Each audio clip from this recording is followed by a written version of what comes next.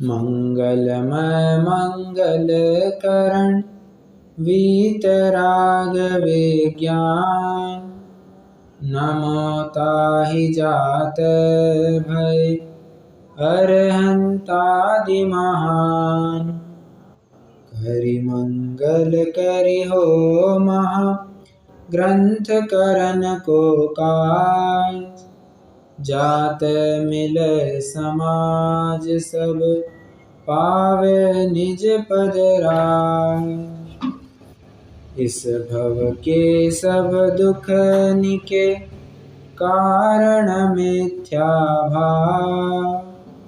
तिनकी सत्ता नाश करी प्रगट मोक्ष उपाय। मोक्ष मार्ग प्रकाशक चौथे अधिकार की चर्चा अपनी चल रही है। चौथे अधिकार का स्वरूप प्रकरण मिथ्या दर्शन, मिथ्या ज्ञान और मिथ्या चरित्र के बारे में बतलाना है। अधिक स्पष्टता से कहूँ तो जो अगृहीत मिथ्यात्व, मिथ्या दर्शन, मिथ्या ज्ञान और मिथ्या चरित्र है, इनके बारे में बताना है। गृहीत की तो चर्चा बाद में करने वाले। पांचवा छठवां अधिकार एक प्रकार से पूरा गृहीत मिथ्यात्व के लिए है। चौथा अधिकार ये अगृहीत मिथ्यात्व को टैकल करता है, जिसमें सर्वप्रथम मिथ्या दर्शन के स्वरूप में हमने काफ़ी सारी चर्चाएं की। जिसमें एक बात ये आई कि जानेगा तभी तो श्रद्धान करेगा। फिर सामने वाले का प्रश्न आया कि ऐसे में तो पहले केवल ज्ञान होना चाहिए, सम्यक दर्शन पहले कैसे होता है। तो समाधान ये आया था तब कि भाई अप्रयोजनभूत वस्तु को जानो न जानो, अन्यथा जानो, कुछ फर्क नहीं पड़ता, उससे तुम्हारा कुछ भी बिगाड़ सुधार नहीं है। प्रयोजनभूत वस्तु को जानना ज़रूरी है। उसके बाद एक और बात आई थी, प्रयोजनभूत वस्तु को नहीं जाना या अन्यथा जाना तो कुछ बिगाड़ तो है, परंतु प्रयोजनभूत वस्तु का यथार्थ श्रद्धान नहीं किया तो विशेष बिगाड़ है। जानना और मानना ये दो बातें थी। और लास्ट में जाते जाते अपन ने एक पॉइंट देखा था, हाँ, कि ये किसी को अधिकार नहीं है कि स्पेशली संगी पंचेंद्रियों को कि वे कहे हमारा तो इतना क्षयक्षम ही नहीं है, हम कैसे यथार्थ जान सकते हैं। नहीं, वो बात नहीं है। तुम्हारे पास क्षयक्षम आ गया है, उतने योग्य आ गया है, तुम्हारे पास उतनी योग्यता है कि तुम चीज़ों को समझ सको, उनको ऊपर श्रद्धान कर सको। इसलिए संगी पंचेंद्रिय के तो यथा योग्य क्षयक्षम हो चुका है, तो इसलिए वहाँ पर श्रद्धान ही की मुख्य, वहाँ पर दर्शन मोहनी ही की मुख्यता। जानना एक आध दफ़ा असंगी जी तो ये कह दे कि वह हमारा क्षयक्षम नहीं है, हम सात तत्वों को कैसे जाने, एक दफ़ा उनको कंसिडर किया जाएगा।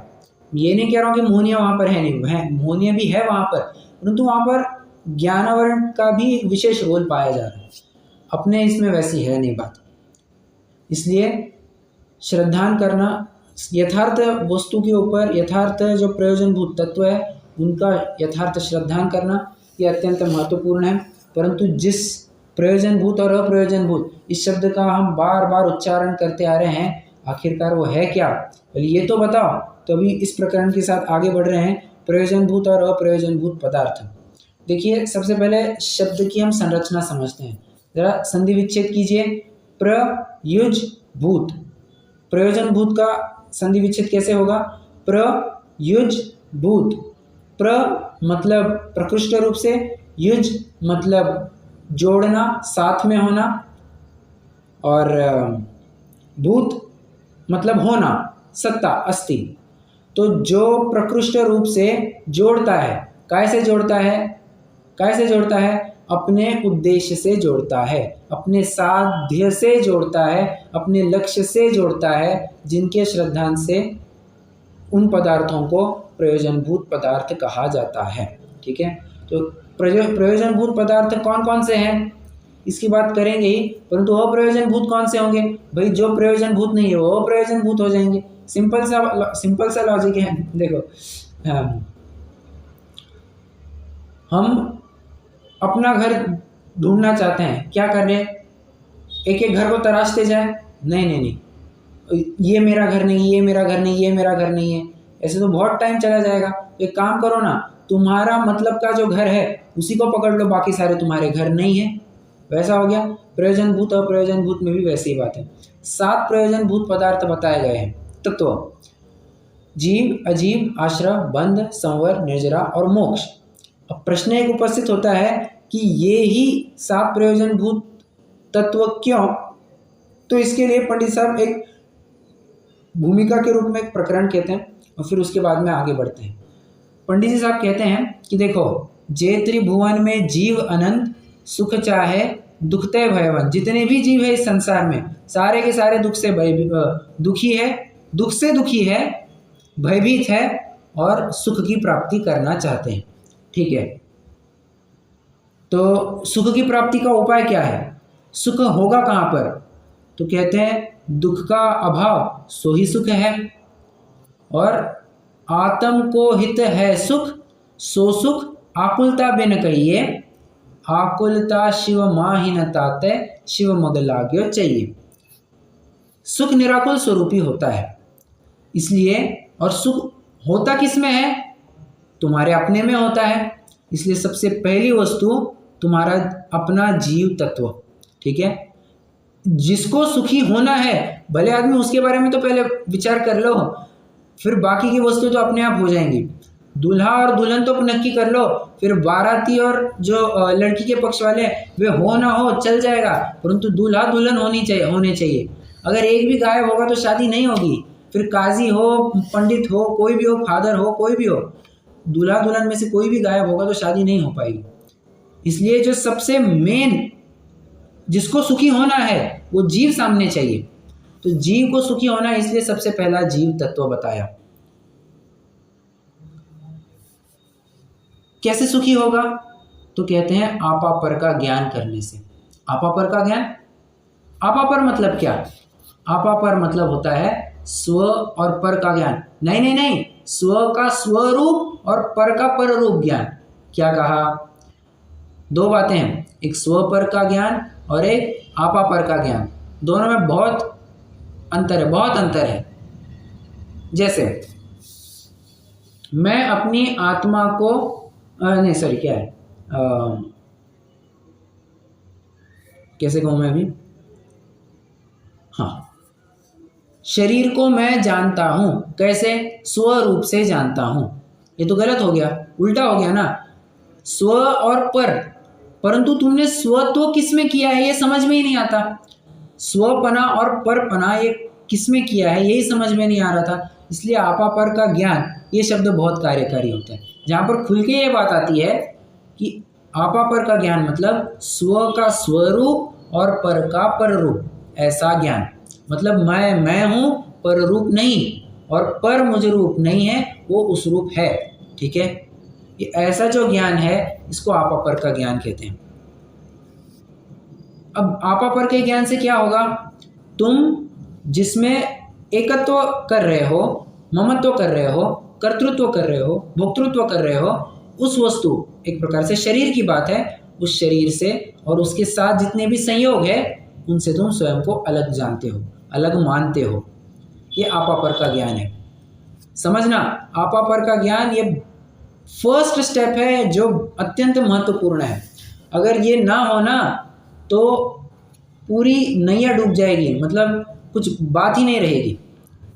क्योंकि जिसको सुखी होना है और जिसको अलग मान करके सुखी होना है, जिससे अलग मान करके सुखी होना है, उन दो वस्तुओं का ही ज्ञान नहीं हो तो फिर प्रयोजनभूत और अप्रयोजनभूत बताने की कुछ बात ही नहीं रहेगी, कुछ मतलब ही नहीं रहेगा। आपा पर का ज्ञान समझना, इसको मैं थोड़ा सा इलैबोरेट करता हूँ। देखो, हाँ, अगले टायर में हवा कम है, मैं पीछे के टायर में हवा भरते जा रहा हूँ। ठीक है, हवा भर रही है नहीं भर रही है? हवा तो भर रही है। काम हो रहा है या नहीं हो रहा है? नहीं हो रहा है। क्यों? क्योंकि जहाँ पर हवा भरनी चाहिए थी वहाँ पर तो भर ही नहीं रहे हो। हाँ, और फिर नतीजा क्या निकलता है? पीछे का टायर फूट जाता है।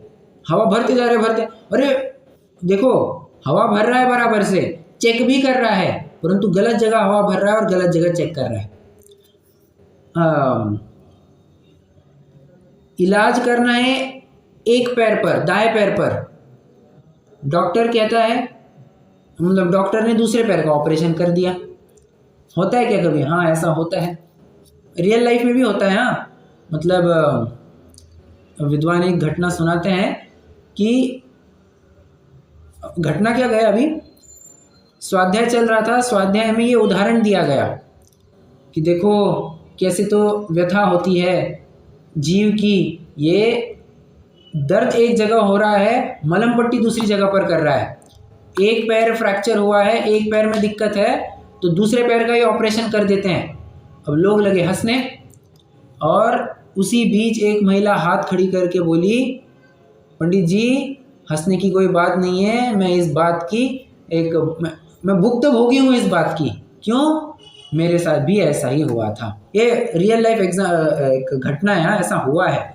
अब किसी जैन साधर्मी बहन के साथ ही हुआ है कि एक पैर में दिक्कत थी, ऑपरेशन एक पैर में करना था, और ऑपरेशन कर दिया दूसरे पैर में, और नतीजा ये निकला कि वो अब लूली हो गई, लंगड़ी हो गई, उसको चलते नहीं बनता है अभी, दोनों पैर बिना काम के हो गए।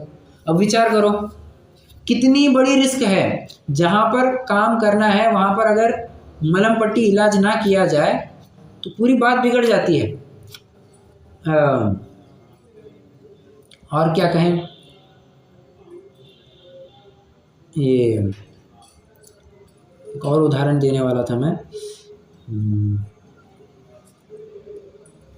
ठीक है, परंतु कहने का तात्पर्य मेरा इतना ही है कि आपा पर का ज्ञान मतलब स्व का स्वरूप और पर का पर रूप। यहाँ पर किसी और रूप नहीं मानना है, स्वयं को स्वयं रूप मानना है। ठीक है, अब इतना प्रकरण अपना हो चुका है, जितना प्रकरण अपना हो चुका है मैं चाहता हूँ अपन उतना पढ़ ले। पेज नंबर 78, प्रयोजनभूत और अप्रयोजनभूत पदार्थ। ठीक है, कितने जनों को टफ लग रहा है, समझ में नहीं आ रहा है? इजी है, आसान है प्रकरण अभी तक का? ठीक, यहाँ कोई पूछे कि प्रयोजनभूत और अप्रयोजनभूत पदार्थ कौन है, तो समाधान देखो, इस जीव को प्रयोजन तो एक ही है, एक यही है कि दुख न हो और सुख हो, सुख चाहे दुख तय भयवंत। किसी जीव के अन्य कुछ भी प्रयोजन नहीं है। एक भी मुझे जीव ला करके दिखाना जिसका ऐसा प्रयोजन नहीं हो। कोई है आपके ज्ञान में जो दुखी होना चाहता है, सुखी नहीं होना चाहता? आप कहेंगे नहीं साहब, जहर खा करके मरने वाला, आत्महत्या करने वाला, वो तो दुख चाहता है ना, मरना चाहता है मतलब दुख चाहता है। भले आदमी तुमको लगता है कि वो दुख चाहता है, परंतु उसको मरने में सुख लगता है, तो वो मर करके सुख प्राप्त करना चाहता है। समझना, कोई मर रहा है, किसी को मार रहा है, किसी भी प्रकार की हर एक्टिविटी करते समय में वो एक ही चीज ढूंढता है, इसमें से मुझे सुख, मतलब कोई भी एक्टिविटी करते समय में उसका मेन एम तो यही होता है, मुझे सुख प्राप्त करना है। और पर बात इतनी है कि सुख के नाम पर आदमी कुछ अलग अलग रास्ते अपनाता है, और हर एक ने अपने अपने अलग अलग रास्ते चुन लिए। तो कोई, अब देखो जीव अनंत है, अनंत जीव है तो क्या मार्ग भी अनंत होंगे? नहीं, एक होए तृण काल में परमार्थनो पंथ, परमार्थ का तो मार्ग एक ही है, एक ही मार्ग है। तो ये अनंत जीव जो कर रहे हैं वो क्या है? गलत है। एक ही कोई सही होगा, एक ही कोई मतलब जो सही मार्ग पर चल रहे हैं वही सही हो सकते हैं। रास्ता तो एक ही है, सभी ने अपने अपने रास्ते चुन लिए हैं।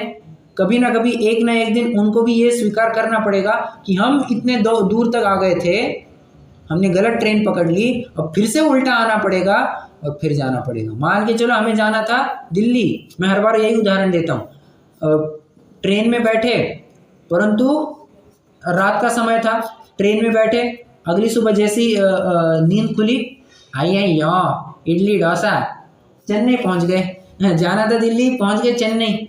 ये क्या हुआ? हाँ, ये तो उल्टा काम हो गया ना, मतलब तुमने गलत ट्रेन पकड़ ली।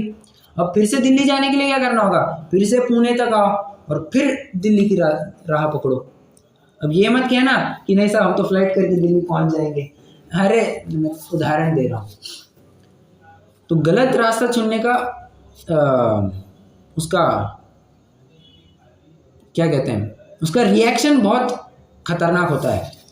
देखिए, किसी जीव के अन्य कुछ भी प्रयोजन नहीं है तथा दुख का न होना सुख का होना एक ही है, क्योंकि दुख का अभाव वही सुख है और इस प्रयोजन की सिद्धि जीवादि का सत्य श्रद्धान करने से होती है। कैसे? सो कहते हैं, प्रथम तो दुख दूर करने में आपापर का ज्ञान होना आवश्यक है। मैं आपको कह दूं, ये जो लाइन है आपको रटी हुई होनी चाहिए।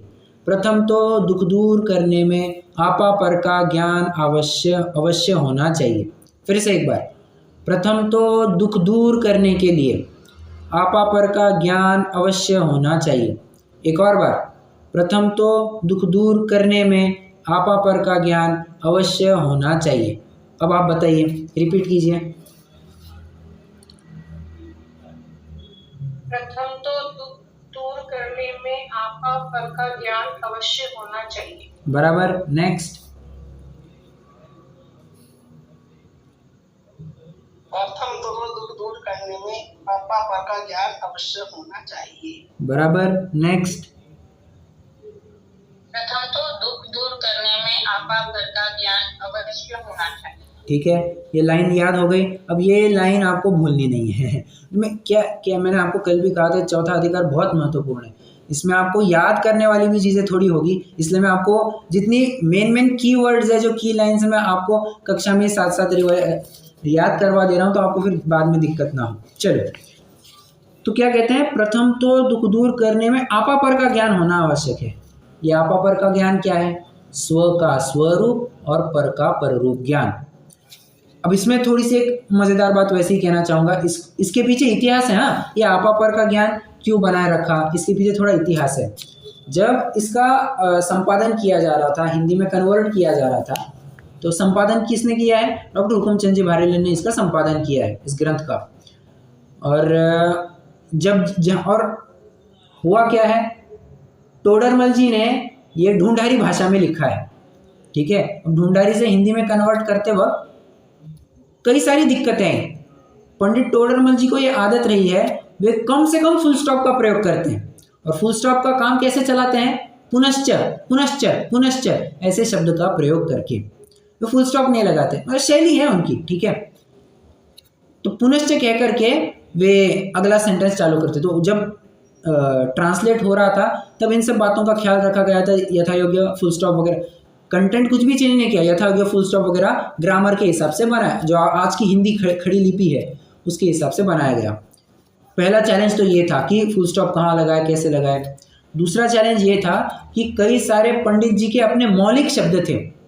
अब विद्वानों ने, जो भी ट्रांसलेट करने वाले थे, उन्होंने कहा आपापर का ज्ञान, इसको स्वपर का ज्ञान लिख दो ना स्वपर का ज्ञान।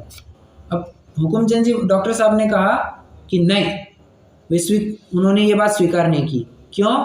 वे चाहते थे कि लेखक की मौलिकता का यहाँ पर घात ना हो। लेखक ने कुछ मौलिक बात यहाँ बतानी चाहिए, आपापर का ज्ञान और स्वपर का ज्ञान। अरे स्वपर का ज्ञान लिखना तो सीधा से लिखते थे ना, स्वपर का ज्ञान। अलग से ऐसा आपापर का ज्ञान क्यों लिखा? तो आपापर का ज्ञान का अर्थ ये है स्व का स्वरूप और पर का पररूप ज्ञान। और तब जाकर के फिर ये शब्द ज्यों का त्यों बना है। नहीं तो ट्रांसलेट होकर के हम भी आज स्वपर का ज्ञान ही पढ़ते, परंतु वैसा नहीं है। ठीक है, यदि आपापर का ज्ञान नहीं हो तो अपने को पहचाने बिना अपना दुख कैसे दूर करे? अरे सिंपल सी बात है, अपना घर पहचाने बिना तुम किसी के भी घर में जाते जाओगे, और किसी के भी घर में जाओगे तो क्या होगा? डंडे पड़ेंगे साहब, कोई जूते चप्पल से मारेगा, कोई डंडे मारेगा, कोई लाफा वाफा दे देगा। मतलब दुख ही दुख है। पराये घर जाना दुख रूप है, स्वघर में आना सुख रूप है। अब दिक्कत ये भी आती है बड़ी, जैसे मैंने अभी थोड़े टाइम पहले भी कहा था कि अपने घर की पहचान कैसे हो? तो जितने भी घर पराये हैं, एक एक घर को पराया कहते जाओ, ये पराया घर है, ये पराया घर है, ये पराया घर है, ये पराया घर है। अरे कितनी बड़ी दिक्कत है। एक काम करो, तुम अपने घर की पहचान कर लो, बाकी सारे घर पराये हो जाएंगे। तुम एक एक को कम करते जाओगे तो तुम्हारी आखिरी जिंदगी इसी में चली जाएगी। तो एक काम करो, तुम अपने को जान लो, और अपने को छोड़कर की जितनी भी वस्तु है सब पर के खाते में चली जाएगी। ऐसा। अथवा आगे पढ़ते हैं। अथवा आपा पर को एक जानकर अपना दुख दूर करने के अर्थ पर का उपचार करे तो अपना दुख दूर कैसे हो। ये बात आई थी अपनी, भाई उपचार करना है आत्मा के ऊपर, तुम मलम पट्टी कर रहा है शरीर के ऊपर।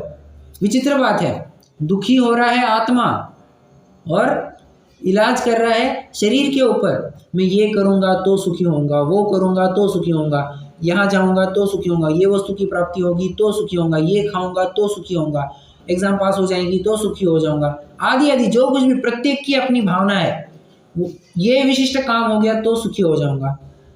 तू उपचार ही गलत कर रहा है ना।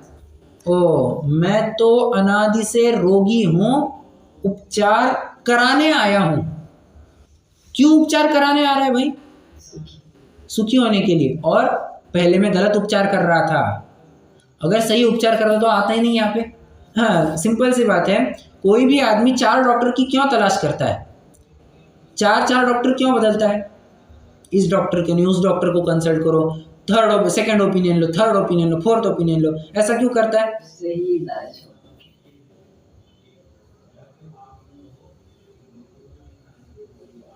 सुखी होने के लिए। सुखी होने के लिए, बराबर। और कहीं ना कहीं उसको ये शंका आ रही है कि पिछला डॉक्टर कहीं गलत तो नहीं, मूर्ख तो नहीं, तो इसलिए अगले डॉक्टर से भी उस बात का कंफर्मेशन ले लो। अच्छा, कई लोग तो ऐसे होते हैं कि उनको तो उनके दिमाग में बैठी हुई बातें आती है कि ये मत, मेरे को तो ये रोग ही हुआ है, बस डॉक्टर से वो बुलवाना चाहते हैं कि हाँ मुझे ऐसा रोग हुआ है, इसलिए 40 डॉक्टर खोजते रहते हैं, ये डॉक्टर देखो, वो डॉक्टर देखो। बड़ी विडंबना है लोक में, अब क्या कहें। परंतु यहाँ पर क्या बात आई है कि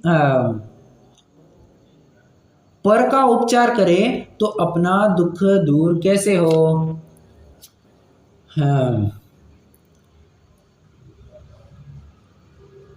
क्या है अपना, पढ़ाई करनी है, ठीक है। अब पढ़ाई करनी है तो रिजल्ट के विकल्प से तुम्हारी पढ़ाई होगी क्या? नहीं होने वाली है। तो पढ़ाई के ऊपर फोकस करोगे तो काम होगा तुम्हारा। इसलिए उपचार जहाँ पर करना है वहीं पर करना चाहिए, अन्य जगह पर करेंगे तो दुगना नुकसान होगा।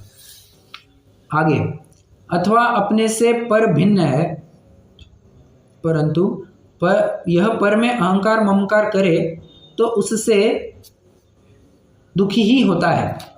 आपा पर का ज्ञान होने पर ही दुख दूर होता है तथा आपा पर का ज्ञान जीव अजीव का ज्ञान होने पर ही होता है, क्योंकि आप स्वयं जीव है, शरीर आदि अजीव है।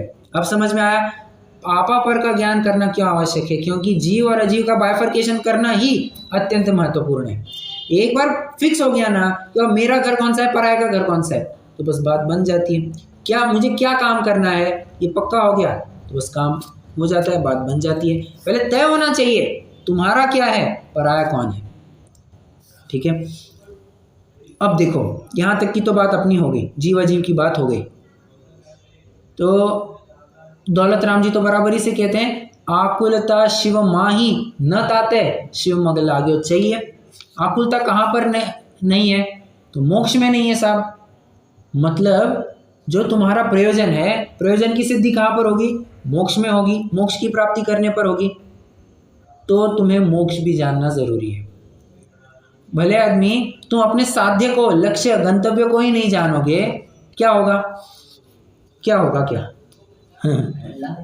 कुछ, सुख रहेगा, गंतव्य तक पहुंचेंगे ही नहीं। और गंतव्य पता ही नहीं है तो बस भटकते रहेगा। देखो ना, कोई फुटबॉल प्लेयर है, एकदम बराबर से फुटबॉल खेलते जा रहा है, ड्रिबल करते जा रहा है, एक दूसरे को चकमा देते जा रहा है, दूसरे को चकमा देते जा रहा है, और एक बार उसने जोर से उसने शूट किया, गोल पोस्ट में गया। तारीफ करने के बाद सब लोग उसको पीटने लग गए। क्यों? खुद के ही गोल पोस्ट में गोल डाल दिया उसने, बॉल डाल दिया। ये क्या हो गया? सेल्फ गोल हो गया ना। तुझे पता है तू काम कर रहा है परंतु गलत दिशा में कर रहा है। तो देखो, एक बार दिशा तय हो जानी चाहिए, क्योंकि अगर जिंदगी में तुम्हारी दिशा बदल दो तो तुम्हारी दशा भी बदल जाती है। इसलिए दिशा का सही होना, दिशा मतलब दिशा पटनी नहीं या कोई पड़ोस में रहने वाली दिशा नहीं, दिशा मतलब यहाँ पर डायरेक्शन, यहाँ पर श्रद्धा। यहाँ पर तुम्हारा श्रद्धानी अगर गलत हो गया तो आगे की सारी जर्नी गलत होने वाली है। और रास्ता अगर सही चुन लिया है फिर ठीक है ना, अभी जाओ या बाद में जाओ, रास्ता तो पता है ना, रास्ता पता होना ज़रूरी है। इसलिए गंतव्य का पता होना बहुत ज़रूरी। भाई पहुँचना कहाँ है मुझे, नहीं तो क्या है वो, अ life without a goal is not worth living. क्योंकि ये शायद APJ अब्दुल कलाम का स्लोगन है क्या, a life without an aim is not worth living. जीने की कोई मतलब ही नहीं है, फिर तुम्हारा कोई ध्येय नहीं जीवन में, तुम कुछ नहीं कर रहे हो, बस आया दिन निकाल रहे हो, आया दिन चलो, आया दिन चलो, नहीं कुछ तो ध्येय रखो ना। और सिर्फ ऐसा नहीं कि हाँ ये ध्येय है, वो ध्येय रियलिस्टिक भी होना चाहिए। ऐसे नहीं कि मुंह उठा करके कुछ भी ध्येय, नहीं नहीं नहीं नहीं नहीं, वो रियलिस्टिक होना चाहिए, प्राप्य होना चाहिए। और एक बात, वास्तव में वहाँ पर सुख प्रकट होना चाहिए, तुम जिसे सुख मानते हो वो नहीं। जिनवाणी के अनुसार वास्तव में वहाँ उल्लेख आता है कि वो हाँ मोक्ष में सुख है, वैसा गंतव्य होना चाहिए। समझ में आ रहा है? तो गंतव्य का होना बहुत ज़रूरी है। और क्या कहते हैं, प्रश्न है मेरा, ठीक है, आपको कहे कि आपको चलना है, सबसे पहला प्रश्न क्या होता है आपका? आपको चलना है, लेकिन कहाँ चलना है? सबसे पहला यही सवाल होता है, भाई जाना कहाँ है, ठीक है, जाना कहाँ चाहते हो? आपने ऑटो बुक की, चलो, ऑटो वाला दो थप्पड़ देगा, कहाँ जाने पहले ये तो बताओ। ऑटो वाला तो आज के ज़माने में यही करता है, पहले तो डेस्टिनेशन पूछता है और फिर चलो या ना चलो उसके बाद में कहता है। कोई ऐसे ही चढ़ जाएगा तो थोड़ी ना होता है। ओला उबर भी बुक करते तो क्या होता है, बताना जरा, किसी ने ओला उबर बुक किया है क्या? पहले डेस्टिनेशन रखना पड़ता है, उसमें फिर ओला बुक होती है। हाँ, पहले डेस्टिनेशन डालो, तुम कहाँ हो ये तो पकड़ लेता है, वो GPS के माध्यम से पहले तुम कहाँ हो तो पकड़ लेता है, पर डेस्टिनेशन डालना पड़ता है, वरना कैब थोड़ी ना आने वाली है, ऑटो थोड़ी ना आने वाली है। बस ऐसा ही है, गंतव्य पता होना चाहिए, इसलिए मोक्ष तत्व को भी जानना ज़रूरी है, ठीक है। अब एक बात और, मान लिया कि मोक्ष को प्राप्त करना है, गंतव्य भी अब तय हो गया, इज दैट ऑल, कि गंतव्य को प्राप्त करना, मान के चलो हमारा तय हो गया कि हमें दिल्ली जाना है, क्या इतना भर काफ़ी है? अरे दिल्ली जाने के लिए तुम्हें किन साधनों का प्रयोग करना होगा, किन साधनों के माध्यम से तुम वहाँ पर पहुँच पाओगे, ये भी तो पता करना होगा, इनका भी तो ज्ञान करना होगा। इसलिए मोक्ष कैसे प्रकट होता है भाई, तुम संवर निर्जरा से मोक्ष प्रकट हो जाता है। हाँ, तुम संवर निर्जरा करोगे तो जो तुम्हारी दुख की अवस्था है वो धीरे धीरे धीरे सुख में बदलने लग जाएगी, तुम्हारा दुख कम होने लग जाएगा, सुख बढ़ने लग जाएगा। और एक अवस्था ऐसी आ जाएगी जहाँ पर वो थोड़ा थोड़ा थोड़ा थोड़ा छोड़ो, अब तो पूरा ही दुख खत्म हो गया है और पूर्ण सुख प्रकट हो गया है। तो ये मोक्ष वाली अवस्था, परंतु उसके पहले की अवस्था संवर निर्जरा होनी चाहिए। परंतु संवर निर्जरा आप कह रहे हो दुख कम करती है, मतलब कहीं ना कहीं दुख उत्पन्न हुआ था, किसने उत्पन्न किया? आश्रव बंध, ठीक है। ये पूरा फ्लो समझ में आ रहा है का, ये कैसे हो रहा है? और ये आश्रव बंध जीव को दुखी करते हैं। जहाँ से हमने चालू किया था ना, क्या जीव को सुखी होना है, तो जीव को सुखी होना है, क्यों सर? जीव दुखी है, काय की वजह से दुखी है? क्या आश्रव बंध की वजह से दुखी है। समझना, ये ऐसा नहीं समझना कि आश्रव बंध की वजह से आश्रव थोड़ी ना कुछ दुख देते हैं, द्रव्य कर्म थोड़ी ना कुछ, अरे यहाँ पर अपेक्षा की बात चल रही है। और भावाश्रव नहीं होता क्या? तुम्हारे अपने परिणाम नहीं होते क्या? तुम अपने परिणाम की वजह से ही तो दुखी हो, भावाश्रव भाव बंध की वजह से दुखी हो। खैर, तो आश्रव बंध को भी जानना ज़रूरी है। जो तुम्हारे रास्ते में अड़ंगे लाएंगे उनको दूर करना ज़रूरी है, जो तुम्हें अपने गंतव्य तक पहुंचाएंगे उनको साथ लेना ज़रूरी है। हमारा एम है एग्ज़ाम क्लियर करना, तो जो भी चीज़ें तुम्हारे डिस्ट्रैक्शन बनती है, मोबाइल है, गेम है, शेयर मार्केट है, पेपर पढ़ना है, आदि आदि जो कुछ भी चीज़ें हैं जो तुम्हें डिस्ट्रैक्ट करती है, जो तुम्हारा ध्यान विचलित करती है, सरका दो, झाड़ू लगा करके उनको सरका दो। और जो भी चीज़ें तुम्हारे एग्ज़ाम पास करने में सहायक है। जैसे किताबों को पास करो, पेन पेंसिल रखो, कैलकुलेटर रखो, और क्या है, रिवीजन लेक्चर सुनना है वो सुनते रहो, किसी फैकल्टी को सुनना है वो सुनो, प्रोफेसर को सुनना है वो चर्चा करो आपस में परीक्षा के बारे में, प्रश्नोत्तरों के बारे में, कुछ इनकम टैक्स के बारे में क्या पढ़ा, अकाउंट्स के बारे में क्या पढ़ा, ये चर्चा करो। तो ये क्या होगा, ये तुम्हारे लिए कारणभूत होगा। मतलब क्या, यहाँ पर संवर निर्जरा, ठीक है। तो जो दुख देते हैं उनको, दुख के कारणों को दूर करो, सुख के कारणों को पास करो, तब जाकर के तुम्हारा गंतव्य प्राप्त होगा, ठीक है। ये पूरा फ्लो है। अब समझ में आ गया होगा कि क्यों ये 7 ही प्रयोजनभूत है। अब इनके अलावा और बताइए, देखिए और किसको हम पकड़े कि जिसको लेकर के हमारा सुख दुख तय होता है? कुछ भी नहीं। जो चाहते हो तो कवर हो गया अपना। सुखी होना है जीव को, ठीक है। किससे भिन्न जानकर? अजीव से भिन्न जानकर। परंतु जाना कहाँ है? मोक्ष जाना है, ठीक है। मोक्ष जाना है, और मोक्ष जाने के लिए करना क्या? संवर निर्जरा का अवलंबन लो। संवर निर्जरा का अवलंबन क्यों ले रहे? सुख प्रकट करने के लिए। सुख क्यों प्रकट करना चाहते हो? क्योंकि आश्रव बंध की वजह से दुखी है, इसलिए आश्रव बंध को दूर करो। आश्रव दुखकार घनेरे, बात को पूरा कीजिए। आश्रव दुखकार बराबर, बहुत बढ़िया। बुद्धिवंत तिन्हें निर्वेर, ज्ञानी जन उसका त्याग करते हैं, उनका अभाव करते हैं। समझ में आ रहा है? अब देखिए, जितना हो सकता है अपन यहाँ से थोड़ा पढ़ते हैं। कितने जनों को फ्लो समझ में आया कि कैसे 7 तत्व, 7 प्रयोजनभूत तत्व बताए हैं?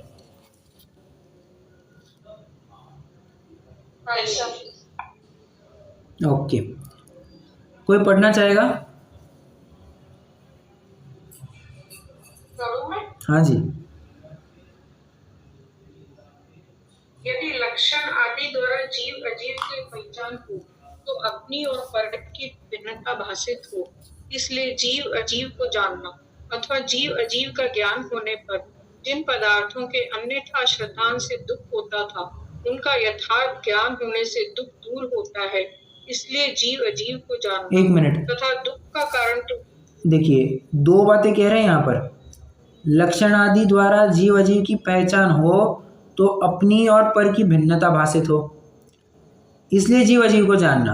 मतलब लक्षण आदि के माध्यम से तो भी अलग कर सकते हो। लक्षण आदि के माध्यम से ये पूरा दूसरी ढाल का प्रकरण चल चुका है कि भाई जीव कैसा है, अजीव कैसा है। जीव का स्वरूप क्या है? चेतन को है उपयोग रूप, बिन मूरत चिन्ह मूरत अनूप। ये क्या हो गए? ये सब जीव के क्वालिटीज हो गए, जीव के पहचानने के लक्षण हो गए, स्थूल रूप से कह रहा हूँ। हाँ, और पुद्गल नभ धर्म धर्म काल इनते न्यारी है जीव चाल, ताको न जान विपरीत मान, करी करे देह में निज पिछान। आगे बात यहाँ पर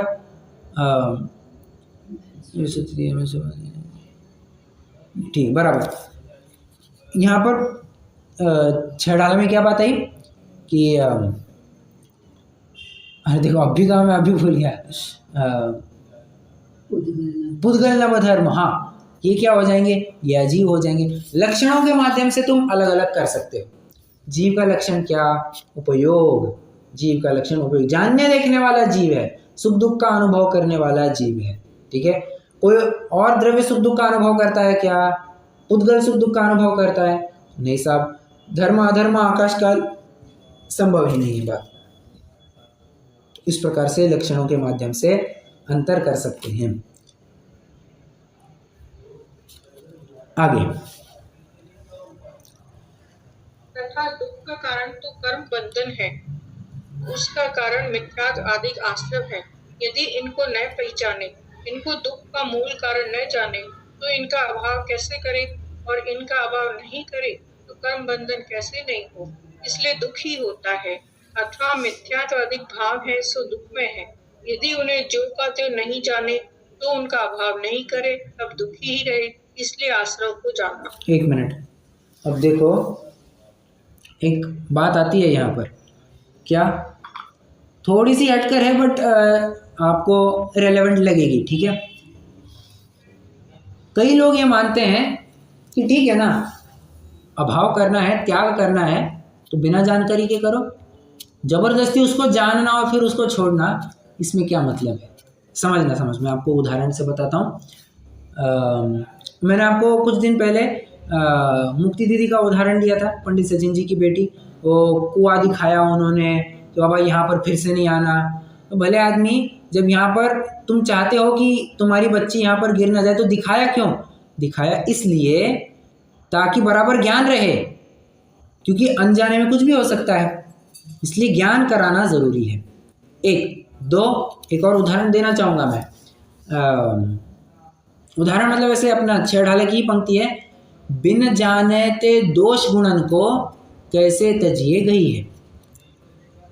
जब तक हम किसी वस्तु के बारे में उसके अच्छाई बुराई का ज्ञान नहीं कर लेते तो उसको ग्रहण करना या त्यागना ये कैसे तय कर पाएंगे? लड़की से या लड़के से शादी करना या नहीं करना कैसे तय करोगे? भाई उसके गुण दोष तो पहले पहचान लो, लड़की में क्या गुण है, लड़के में क्या गुण है, लड़की सुशील है, लड़का सुशील है, सब समझ लो ना, तब जाकर के बात बनेगी। ठीक है, अगर तुम जानोगे ही नहीं, बस हाँ शादी करा दो, नहीं होता, ऐसा नहीं होता। और इसके पीछे तो कितनी माथामारी चलती है, माँ बाप तो लगे रहते हैं, ये लड़की देखो, वो लड़की देखो, वो लड़का देखो, वो लड़का देखो। हाँ, कभी कभी तो ऐसा लगता है कि बच्चे अपनी शादी कम, माँ बाप ही दूसरी शादी कर रहे हैं, इतने इन्वॉल्व होते हैं, ये लड़का भी देखो, वो लड़का भी देखो। मैं ये नहीं कह रहा हूँ कि गलत बात है, एक प्रकार से माँ बाप ने देखनी ही उनकी ही जिम्मेदारी है, परंतु वो ओवर इन्वॉल्वमेंट लगती है, तो दूसरों के संसार में ताक झाँक करना आदि बहुत सारी बातें। मैं कहना क्या चाहता हूँ कि बिन जाने ते दोष गुणन को कैसे तजिए गई है। जब तक हम किसी वस्तु के अच्छे बुरे के बारे में जानेंगे नहीं, भले आदमी उसको बनाए रखना या छोड़ना है ये पता कैसे चलेगा? ठीक है। और कोई कहे कि आपको डायबिटीज़ है, ठीक है, आपको डायबिटीज़ है और उसके सामने चर्चा चालू हो गई, एक कल क्या बनाना है, दाल बाटी चूरमा बनाना है, गुलाब जामुन बनाने हैं, क्या बनाना है? डायबिटीज़ वाला क्या कहेगा? ये मेरे सामने बात मत किया करो, नहीं तो मुझे खाने का भाव होता है, तुम बात करते हो फिर मेरे मुंह में पानी छूटता है। ये क्या हुआ? वो ज्ञान ही नहीं करना चाहता है। क्यों? उसको लगता है मैं ज्ञान करूँगा तो मुझे दिक्कत हो जाएगी, फिर मुझे खाने का भाव होगा और समस्याएं होगी, जबकि ये गलत बात है। क्या कह रहा था मैं? हाँ, वो डायबिटिक पेशेंट क्या कहते हैं, फिर मेरे सामने बात मत किया करो तो फिर मुझे बहुत खाने का भाव होता है। और पुरुषार्थ तो उसमें है कि तुम जानो कि इससे मुझे सुख दुख नहीं होता, पुरुषार्थ तो उसमें था। तुम नहीं जान करके क्या करना चाहते हो? और समझना, जितने भी प्रयास होते हैं कि हम किसी विशिष्ट विषय को न जाने, होता है ना कई बार कि मान के चलो हम रास्ते से गुजर रहे हैं और रास्ते के थोड़े ही आगे मान के चलो किसी बिल्ली ने चूहे को मार करके डाल दिया है वहीं पे। अब देखने को मन करता है क्या? वो पूरा खून बह रहा है वहीं पे। या मान के चलो वहाँ पर किसी गाय ने टट्टी डाल दी अपनी, गोबर पड़ गया है, हम उसको देखना पसंद करते हैं क्या? हम क्या करते हैं? नाक दबाओ और फिर आगे चलो, गोबर आ रहा है तो नाक दबा करके आगे जाते हैं, उसमें गंदी बदबू आती है कहते हैं, ठीक है। परंतु this is not the correct way. Then ज्ञान होने दो, गंदी बदबू आ रही आने दो, कोई दिक्कत नहीं, तुम ये बदबू रूप नहीं हो, या ये बदबू तुम रूप नहीं है, तुम खुशबू बदबू वाले हो ही नहीं। तुम ऐसा निर्णय करोगे तब काम होगा। और एक प्रश्न उपस्थित होगा, नहीं साहब इससे तो हमें आकुलता होती है, हम जानेंगे तो हमें आकुलता होगी। यही तो तुम्हारी भ्रम है, यही तो तुम्हारा भ्रम है। एक बात बताओ, पानी को आप कितना अड़ा करके रखोगे कि वो अड़ता रहेगा? कितना अड़ा करके रख सकते हो आप पानी को? So what does it mean? क्या? अच्छा, मैं ये कह रहा हूँ, देखो डैम है, ठीक है, डैम में से पानी छोड़ना पड़ता है, बराबर। क्या सिर्फ ऐसा ऐसा पॉसिबल है कि मैं पानी कलेक्ट ही करता जाऊं, उसको छोड़ू ही ना? दिक्कत होगी क्या? हो जाएगी पानी में, क्या क्या? पानी में सड़न हो जाएगी, नील हो जाएगी, हाँ बराबर, खराब हो जाएगा पानी में सड़न होने लग जाएगी। एक दो, पानी इकट्ठा करते रहोगे, कहीं ना कहीं पानी भी अपना रास्ता निकाल लेता है। तो और देखो पानी अपना रास्ता, जैसे एक हवा का एक और उदाहरण लेते हैं। कुकर लगाया आपने, ठीक है, अब कितने देर तक अब उसको अंदर बनाए रखोगे? किसी न किसी प्रकार से वो हवा तो बाहर निकलेगी ही निकलेगी, ठीक है। उसी प्रकार ज्ञान का काम है जानना। तुम कितना प्रयास करोगे कि किसी विषय को न जानो, तो ज्ञान उस विषय को नहीं जानेगा। ज्ञान तो जानने का ही काम करता है, जानने के अलावा उसको कुछ काम ही नहीं है। आत्मा ज्ञानम स्वयं ज्ञानम ज्ञानात अन्यत करोति किम, क्या कर ही क्या सकता है दूसरा काम? कुछ भी काम नहीं कर सकता है, ठीक है। मछली जल की है रानी, जीवन उसका है पानी, हाथ लगाओ डर जाएगी और बाहर निकालो मर जाएगी। उसी प्रकार जानना ये ज्ञान का जीवन है, आत्मा का जीवन है। अगर थोड़ी सी भी आंच लाओगे तो दिक्कत होगी, और ज्ञान को जानना ही बंद करा दोगे, ज्ञान की वही मौत है, वही ज्ञान की मौत है। इसलिए ये भ्रम नहीं रखना कि अमुक विषय को जानूंगा तो ही मैं सुखी होऊंगा, अमुक विषय को नहीं जानूंगा तो मैं सुखी नहीं। केवल ज्ञान होने के बाद ऐसे ही डिस्टिंग्विश करोगे क्या कि नहीं नहीं मैं इस विषय को नहीं जानूंगा, वो विषय को जानूंगा? अरे सब जानने में आएगा तब तो जब उस अवस्था को पहुंचने पर वैसी सहजता होगी, तो अभी वैसी सहजता क्यों नहीं लाते? जो जानने में आ रहा है जानने में आ रहा है। तुम राग द्वेष मत करो, तुम्हारे हाथ में क्या है, तुम राग द्वेष मत करो। तुम ज्ञान के काम को तो रोक सकते हो नहीं, ज्ञान तो जान करके ही रहेगा। तुम्हारे हाथ में क्या है, तुम राग द्वेष नहीं कर सकते, ये काम जरूर कर सकते। इसलिए जिन जीवों का ये कहना होता है कि आश्रवादी के बारे में क्या तो जानना, क्या मतलब है, एक कर्म आदि की चर्चा क्या है, बिना सिर पैर की बातें, ये सब कुछ मतलब नहीं होता। जो लोग ये कहते हैं उनको ये समझना चाहिए क्या कि भाई इनका ज्ञान नहीं करोगे तो किनका अभाव करने, तुम पता क्या होगा तुम्हें, ठीक है। मिलिट्री वालों को कह दिया तुम्हें फायरिंग करनी है, भले आदमी करनी किस पर है, शत्रु पक्ष के कौन है ये तो बताओ पहले, हाँ बस फायरिंग करनी है। अरे भाई चीन है, पाकिस्तान है, कौन है ये तो बताओ बस। तो अभाव करना है, अरे किसका अभाव करना है? सुख का अभाव, सॉरी आश्रय और बंध का अभाव करना है। इसलिए जिनका अभाव करना है ये भी तो पता होना चाहिए, ठीक है। अपने वाले कौन और पराये वाले कौन, इनका ज्ञान होना जरूरी है। हाँ, फौजी अगर बंदूक ताने खड़ा है तो उसको इतना तो ज्ञान होना चाहिए कि जिसने मेरे जैसी यूनिफॉर्म पहनी है वो मेरा देशवासी है, और जो दूसरी यूनिफॉर्म वाला है वो मेरा विरोधी पक्ष वाला है। ये तो इतना तो उसको ज्ञान होना ही चाहिए। कहाँ तक आए अपन? इसलिए आश्रय को जानना। आइए थोड़ा सा और पढ़ लेते हैं आगे। तथा समस्त दुख का कारण कर्म बंधन है, यदि उसे न जाने तो उससे मुक्त होने का उपाय नहीं करे तो उसके निमित्त से दुखी हो, इसलिए बंध को जानना। तथा आश्रय का अभाव करना संभव है, उसका स्वरूप न जाने तो उसमें प्रवर्तन नहीं करे तो आश्रय ही रहे, उससे वर्तमान तथा आगामी दुखी होता है, इसलिए संवर को जानना। तथा कथनचित किंचित कल्प का अभाव करना, उसका नाम निर्जरा है, यदि उसे न जाने तो उसकी प्रवृत्ति का उद्यमी नहीं हो तब सर्व का बंध ही रहे, इससे दुखी होता है, इसलिए निर्जरा को जानना। रुकिए, अब कथनचित किंचित दो बातें आ रही है। कथनचित किंचित मतलब क्या? कथनचित मतलब यहाँ पर स्थिति और अनुभाग की बात चल रही है, ठीक है। और किंचित मतलब एक देश रूप से, ठीक है। कथनचित कह करके वहाँ पर स्थिति और अनुभाग कम करने की बात है। निर्जरा करना मतलब क्या? तुम्हारी स्थिति और अनुभाग को कम करना, एक प्रकार से वही तो निर्जरा है। या डेफिनेटली अगर बंध चार प्रकार के, कौन से? प्रकृति, प्रदेश, स्थिति और अनुभाग, तो निर्जरा भी चार प्रकार की होगी। अगर बंध चार प्रकार के तो निर्जरा भी चार प्रकार की होगी। तो स्थिति बंध और अनुभाग बंध को कम करेंगे तो अपने आप निर्जरा हो जाएगी। नहीं साहब, प्रकृति वन प्रदेश वन भी तो निर्जरा होती है। अरे वो कहाँ मायने रखती है? मुझे बताइए, जब हम अरहंतों के भी ईर्यापत आश्रय कह रहे हैं, परंतु वहाँ पर तो एक समय का है, वहाँ पर तो ज़्यादा काल है ही नहीं, उसकी स्थिति ज़्यादा नहीं है, तो उसका कुछ मतलब ही नहीं बनता है ना। ठीक है, ऐसा। तो कथनचित किंचित कह करके स्थिति अनुभाग और एक देशपने को यहाँ पर दर्शाया है। आगे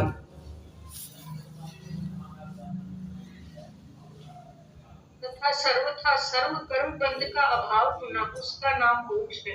यदि उसे नहीं पहचाने तो उसका उपाय नहीं करे, तब संसार में कर्म बंधन से उत्पन्न दुखों को ही सही। इसलिए मोक्ष को जानना, इस प्रकार जीवादि सात तत्व जानना। तथा शास्त्र आदि द्वारा कदाचित उन्हें जाने, परंतु ऐसे ही है, ऐसी प्रतीति न आई तो जानने से क्या हो। इसलिए उनका श्रद्धान करना कार्यकारी है। ऐसे जीवादि तत्वों का सत्य श्रद्धान करने पर ही दुख होने का अभाव रूप प्रयोजन की सिद्धि होती है। इसलिए जीवादिक पदार्थ है वे ही प्रयोजन होता है। ठीक है, तथा इनके विशेष रुकिए, यहाँ पर एक बात जो अपन कल भी चर्चा कर रहे थे वो आ गई है क्या, कि ये जान तो लिया परंतु वैसी प्रतीति ही ना करो, तब तो और भी बड़ी दिक्कत है। पहले तो तुमने जानने से खुद को रोकना नहीं चाहिए। ठीक है, अगर जानने से नहीं भी रोका, मान के चलो तुमने कहा कि हाँ जानो जानो कोई दिक्कत नहीं, परंतु उस रूप प्रतीति नहीं करी, वैसे श्रद्धान नहीं किया, तब और दिक्कत हो जाएगी। तो फिर मतलब ही क्या, फिर जानने का मतलब ही क्या रहा? कल मैंने उदाहरण दिया था ना, पिता ने भर भर के मेहनत करी, ये लड़का ढूंढो, वो लड़का ढूंढो, ये लड़का ढूंढो, लड़की ने अगर हाँ ही नहीं भरी तो क्या मतलब है? तो पिता की पूरी मेहनत बर्बाद हो जाएगी।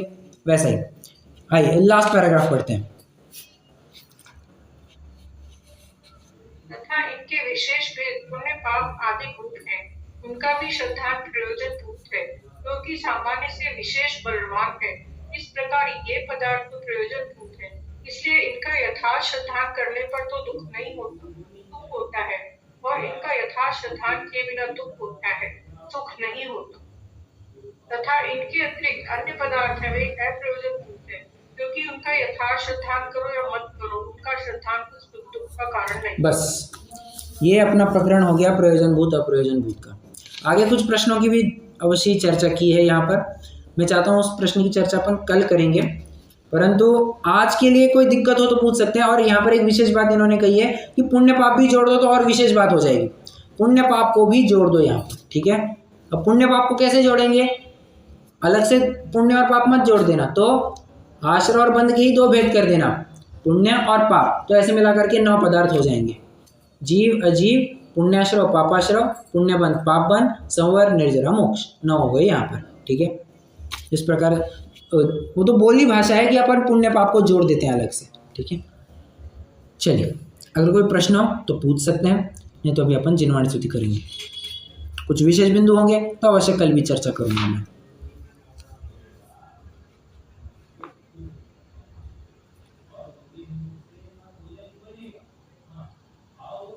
नहीं, चलिए जिनवाणी स्तुति।